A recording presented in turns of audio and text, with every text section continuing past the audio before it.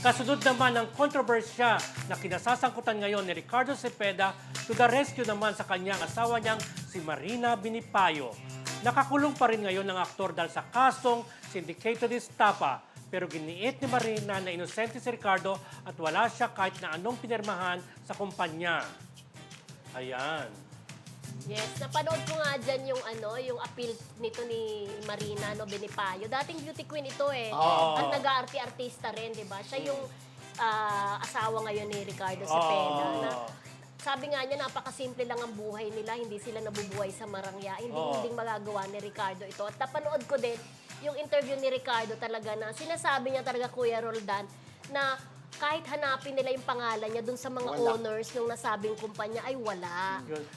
So alam mo, Friendship, maging leksyon yan sa mga artista kasi nakakatakot na ngayon ng mag-endorse o maging ambassador ng isang company. Just like in the case of, di ba, Luis Manzano na halos pareho rin. Lalo na pag may mga networking at saka mga sharing-sharing na ganyan na mag-invest, ay talagang alamin nyo muna ang mga detalye, di ba? Kasi sila ang mga artista po kasi ang mga Naka-front.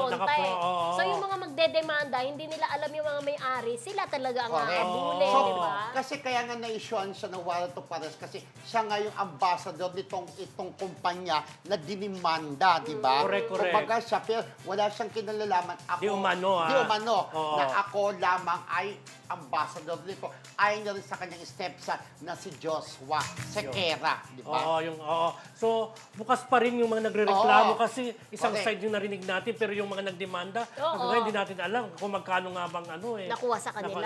di ba? Diyos ko, tuloy-tuloy yung pag-scam. Di umano, di ba? Di ba? Siyempre, isa pa yung ating kaibigang si Excel, di ba? May issue rin na ganyan, issue rin di ba? ganyan. Pero ayun, nagtatravel, di ba? Nasa Nandun na Japan sa ibang na bansa, sa Japan. Pero sabi nga, hanggat wala naman talaga yung kaso na talaga, hindi correct. dapat sila mag-travel, parang gano'n. Correct. Kasi wala namang call departure order. Kaya nakaalis yung mag-asawa, di ba? Saka sabi nga niya, hindi nyo alam ang buong kwento. Kaya ni Ricardo, hindi natin alam ang buong kwento, di ba? Pero sayang din, President, yung taping sa Batang Quiapo ni Ricardo, Yun di nga ba? sabi niya. Naapektuhan, yung mga ganon. Tama. Di ba? Maraming Abala, malaking abala. Pero yung nasa kulungan ka, friendship, na feeling mo inisente ka, parang ang sakit-sakit nun, di ba? So, abangan po natin anong susunod na kabanata dito sa issue kay Ricardo Cepeda.